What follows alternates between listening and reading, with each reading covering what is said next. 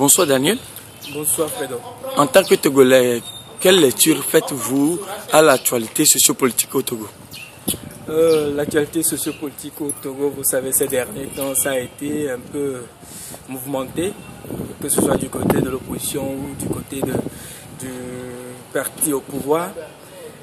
L'opposition qui réclame le retour à la Constitution de 1992 et le vote de la diaspora, la libération des détenus politiques, et le parti au pouvoir qui dit réforme oui, mais selon les lois qui régissent notre pays. Vous savez, nous sommes dans une situation aujourd'hui où il faut aller vers un consensus ou bien un dialogue.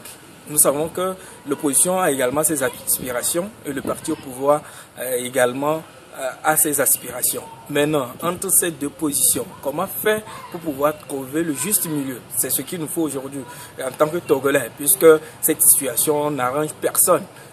Les manifestations, les casses, les blessés, les morts, ça n'arrange personne. Et nous savons tous également que nous sommes aujourd'hui dans une sous-région où dans chaque pays, ou bien presque tous les pays qui nous entourent, cette culture d'alternance est presque chose régulière. C'est ce que vivent ces populations-là. Et également, les Togolais ont envie de voir ça chez eux. Mais comment il faut faire pour pouvoir en arriver là? C'est ce qu'il nous faut aujourd'hui. Et quand nous voyons l'opposition qui est sur une position, ou bien qui campe sur sa position de retour à la Constitution de 1992, ce que le parti au pouvoir trouve qui ne l'arrange pas et qui refuse également, je pense qu'il faut aller vers un dialogue. C'est vrai qu'on nous propose un référendum que l'opposition n'approuve pas. Moi également, je n'approuve pas cette manière de faire ce référendum, puisque dans tous les cas, moi je pense que ça va encore pénaliser le peuple togolais. Ça va arranger certaines personnes, peut-être la minorité dont on a toujours parlé, ça va encore arranger cette minorité. Mais le peuple est là. Le peuple dans son ensemble est là. Aujourd'hui, il suffit d'approcher 2, 3, 4 personnes, 4 Togolais, vous saurez que chacun quand même a soif de cette alternance.